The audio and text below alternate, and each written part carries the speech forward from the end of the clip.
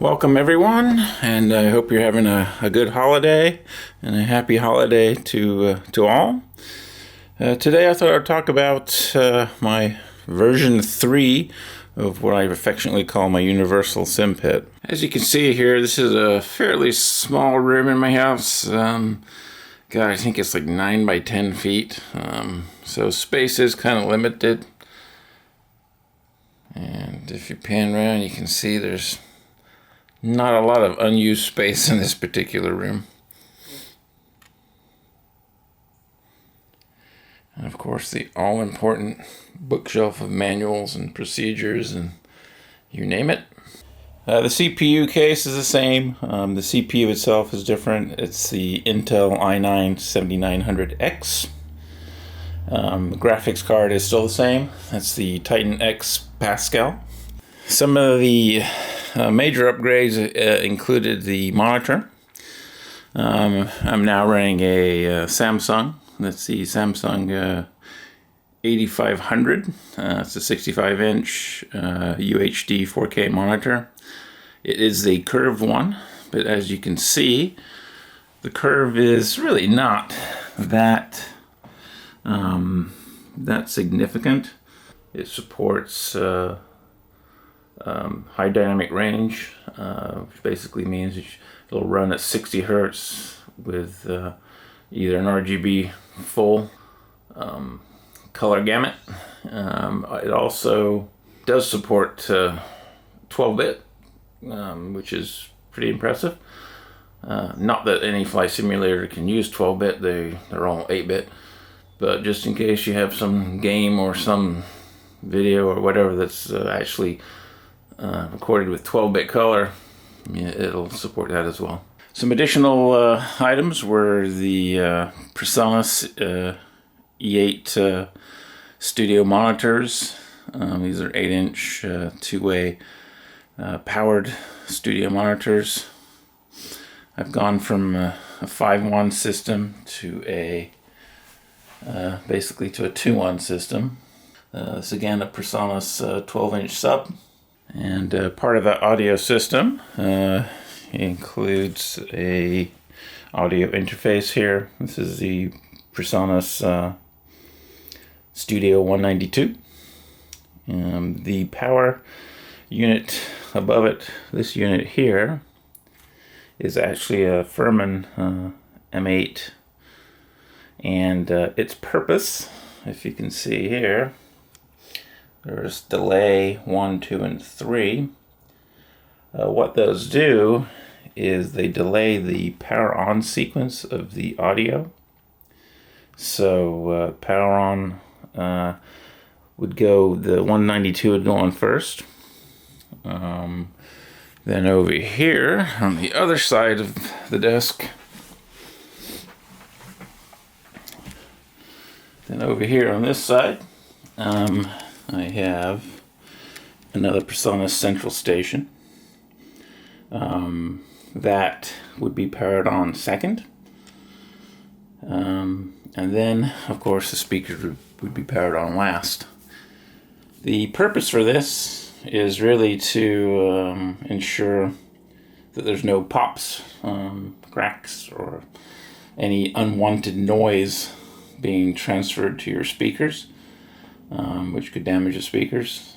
This central station is a passive unit. It's not an active unit except for the headphone amplifiers over here, but otherwise it's a passive unit. And then this is a Focusrite, another audio interface, which is actually connected up to this particular PC here, which is a Zalman. And I must admit, I don't particularly like this Zalman case. These flaps up here broke fairly early on. They don't open like they should. And the top and the front of this case tend to come apart very easily. It was a cheap case, I admit. It was like 80 bucks or something like that. But for future reference, I would not use this Zalman case. Maybe Zalman have other good cases, I don't know. But if you're interested, avoid this particular one. This is my network PC. This is responsible for managing weather engines, Hi-Fi's AS4. It's also used for flight planning, FS Commander. It also does my recording, video recording of my flights. What I do inside of this computer is a Magwell, I believe that's how you call it, or Magewell. Anyway, it's a video capture card. It's a PCIe video capture card. It captures HDMI signals, HDMI 2.0 signals, so it'll capture a full 4K 60 hertz 444. That way I can record my flights without incurring any penalties on the main flight sim PC. Here is the little device, I believe it's StarTech, that allows me to split the 4K HDMI 2.0 signal between my main monitor and also route it out to my recording PC. All right, over here is my remote audio control center. Again, this is a PreSonus, and it's connected to the PreSonus central station.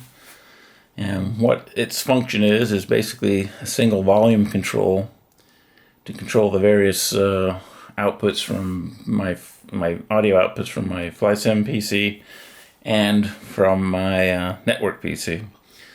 They both run through here, and I can switch between them. I can switch what speakers I want, like A is the fronts and C would be, say, the subwoofer. So I can enable, disable those and switch between the two quickly, and also change the master volume for everything with that with a single dial. This is very handy, especially if you're doing a lot of recording and tutorials and things like that. And this unit actually connects over to the central station over here,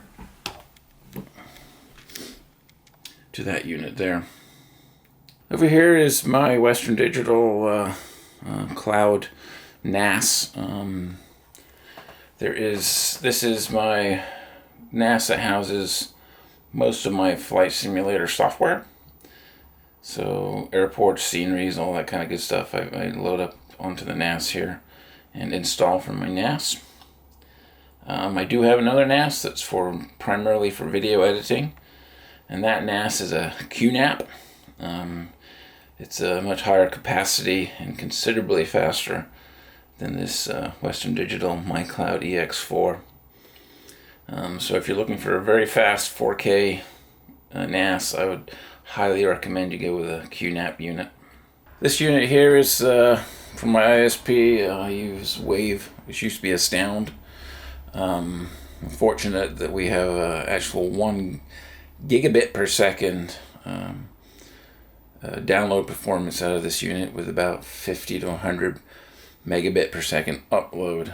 And here's my TrackIR hat. I think we all know what that looks like, but thought I'd just show it. I don't use the TrackIR much anymore. Ever since I've started using Chaseplane, I use the Xbox controller to do most of my view movement. You have to get the angle kind of right because it can be a bit tricky. And on to the GoFlight gear. I've added a few more modules. The base units are still the same. Those are the GoFlight flight decks. As you can see here, I got some T8s, several RP48s. The Phantom stick is the same as before. It's a fairly cheap stick. Mounted. I did a custom mount using some GoFlight blank plates. Some more T8s. Now that's the TPM unit from GoFlight. I added that recently. Primarily used for, actually not for throttle pitch or mixture, but I use it for other things like spoilers or reverse thrusters or heaters and things like that. Here's more GoFlight stuff. This is the overhead box, and their other 2 case unit. I filled these mostly with P8s, which is the push button units. I haven't assigned these two new ones anything yet. That'll become later on. We'll be using the GoFlight interface tool to program those. That's the old school 166A, which I think is highly sought after, but it does have a few issues with Windows 10. You need to run their fixer program to make it illuminate correctly. And here we have the SECM, and then some more P8s. That's the ATC unit. And up here, another T8. And moving on, we have in the center here a WP, well, actually I have a couple of WP6s with various warnings and resets. And on this side, slightly different warnings and resets. I picked the ones that are most likely to be significant to me during a flight. It's not really representative of any particular cockpit. Here's a 46. I use that primarily for showing me the distances, like nav1, nav2, to get miles from my particular DME and VOR. And in the middle there, we've got the GoFlight MCP Pro, I believe. Yes, MCP Pro. That's all the autopilot stuff. And in the middle there is not a GoFlight unit. It's the Virtual Fly Yoko Yoke. But I really enjoy this yoke. It feels extremely good. And off to the side here, we have an Xbox One controller.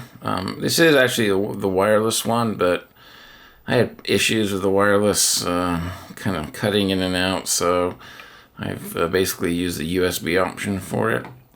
The yoke I use, the X1 controller I use for managing the chaseplane cameras and changing views and things like that. As you can see, I've got labels all on my Xbox controller.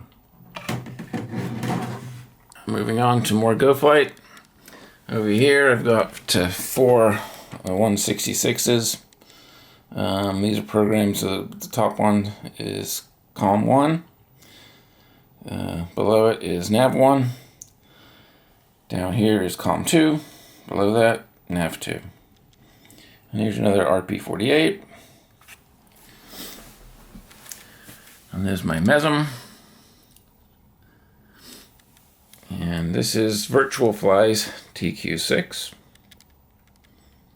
I had a few issues with the early production run of this unit.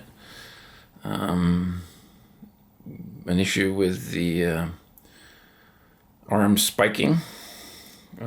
But they sent me some new potentiometers, pulled it apart, put the new potentiometers in, and the unit's working flawlessly now. It was tricky to do because you have to get it as best aligned as possible so you get the right data range. When I say aligned, I mean internally there, you need to get the potentiometers aligned up just right. So it was a little bit of work. Out of the box, it probably shouldn't have to do that. But since then, it's been working flawlessly for me.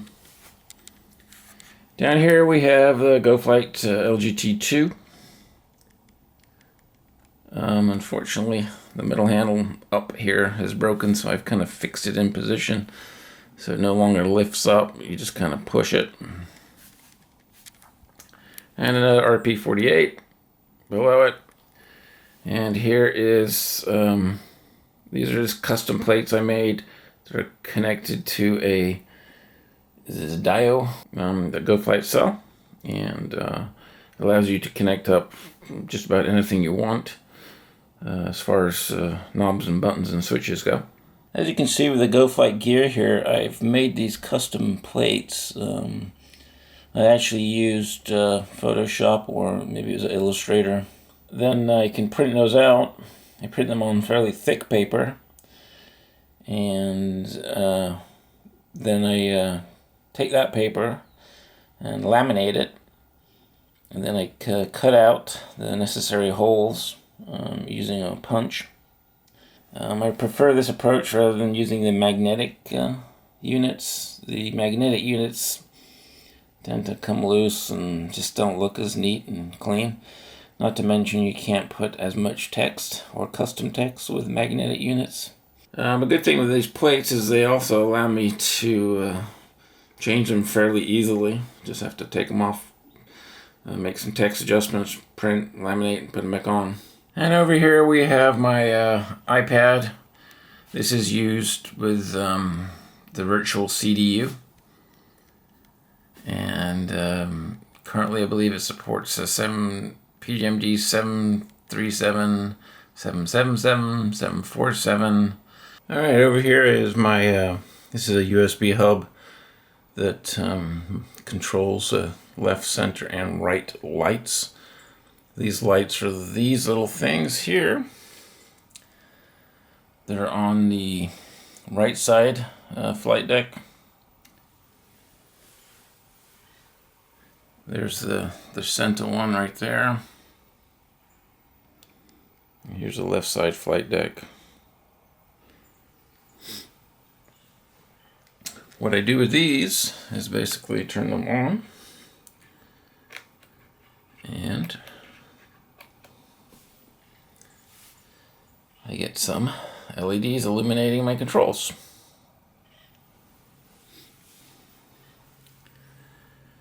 This is helpful for when I'm doing night flying. I'll tend to turn all the lights off in here and keep it as dark as possible.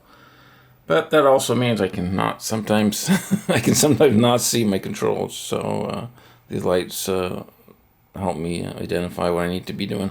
This hub is actually connected to my network PC because I didn't want to add additional power loads onto my main flight sim PC that already has, I think, almost 42 USB devices connected to it.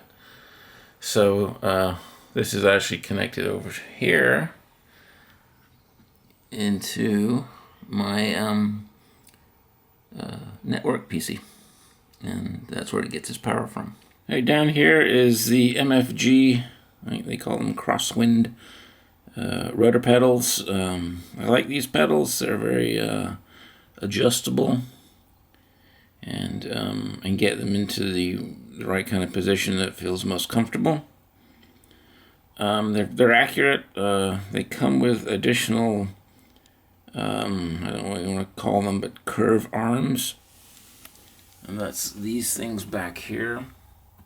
You can put in a different curvatures so you can control the curve of the rotor. So you can make it less responsive in the center and more responsive at the tips, or vice versa. Now here are the hubs I'm using. I'm using 6 of these. And the reason I'm using these is, even though they're USB 3.0, is because, well, 2 reasons really. One is they have individual power switches per port, as you can see. And the other reason is they come with a good healthy size power pack with a standard, plug outlet, so they plug into my UPSs without a problem. To be noted, even though it's a USB 3 hub, you can actually plug this into a USB 2.0 port. I don't know how well you can see these, but these are the Sabrent USB hubs. This is 3 on one side over here, and then another 3 on this side, currently not lit up because they're not powered on. As you can see, there's quite a few USB cables here. And this is the same Linksys 16-port 1 gigabyte switch, which I've used in my prior build. Nothing new here. It's been working very well. I have 2 UPSs, APCs here. This is line conditioner and backup power. This is for the left side, basically for most of the left side computer components. And on the right side here, I also have a unit for the right side components. And again, it's got line conditioning and backup. So that's what basically everything I've got here is going to hook up to either one of these two UPSs. The keyboard is the same as my prior SimPit version 2. The only modification I made here is at the back. I'm no longer have a grip hold, but I actually drilled some short screw holes in here, making sure I wasn't hitting any of the electronics inside. And then I just mount the arm directly to the keyboard. This makes it the keyboard less cumbersome. There's not a big, mounting unit. Takes up less space. Okay, let's go ahead and fire everything up. This will basically turn on the audio. And you can see here it'll go through the delay sequence there. And once the audio is set, I'll turn this unit on over here. And then the speakers will be on also with a blue light. Now we've got that going. Let's actually power up the PC here.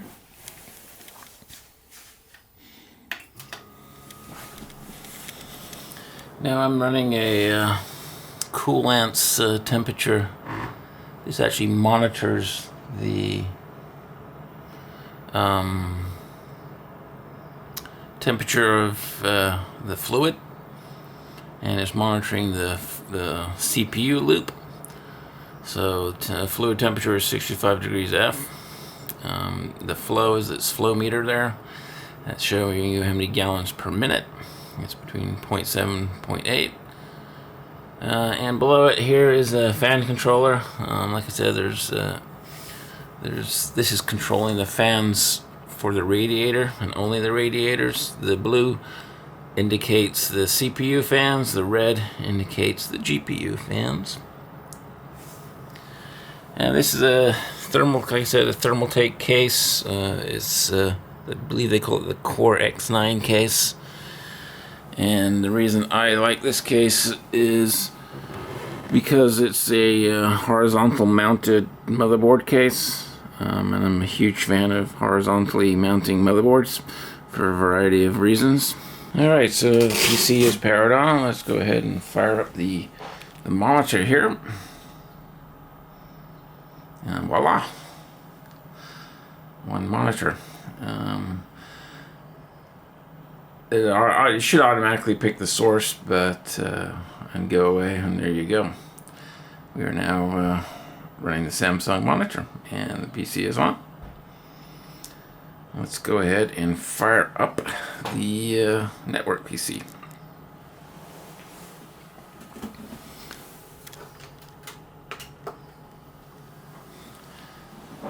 Now, network PC will operate these two monitors on the side here. This particular monitor is a 4K monitor. It's a very small 4K, so as a result I've actually set the desktop scaling to 125%. And over here is an Acer monitor. This is a 1440p monitor. And there's this one coming back to life. This monitor over here, as you can see, is my Hi-Fi AS4 weather map. This is the weather engine. And I don't know if you can see that, but it also indicates all the aircraft in the area. And then the monitor to the right here. I'm currently running FS Commander, which gives me a layout of the airport, flight plan, and all that kind of good stuff. So that's my flight planner. Anyway, so this is the VA interface. I haven't entered any flight plan or any information yet, but in ref, as you can see, it should update over here as I press on index, take off, yeah, set the flat position, 16. So there you have it. That's the VA interface that I use over here. That's my iPad. Okay, this is a quick look at my night environment in my new SimPit version 3. We're at KDEN, Flybeam's KDEN, which is Denver. I have Hi-Fi AS4 loaded up on the left side monitor here on my network PC. And I have FS Commander loaded up on my right monitor over here. And then the Samsung, this is my primary flight monitor in front. As you can see, we're at KDEN here. Just go ahead and rotate around a bit.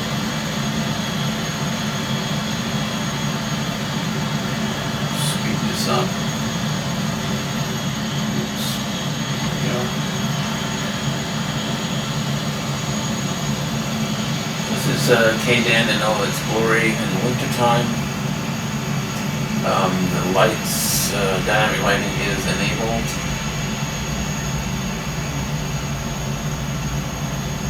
I've got the volume fairly low right now because I'm speaking. But if you were to turn it up, you'd hear quite a difference.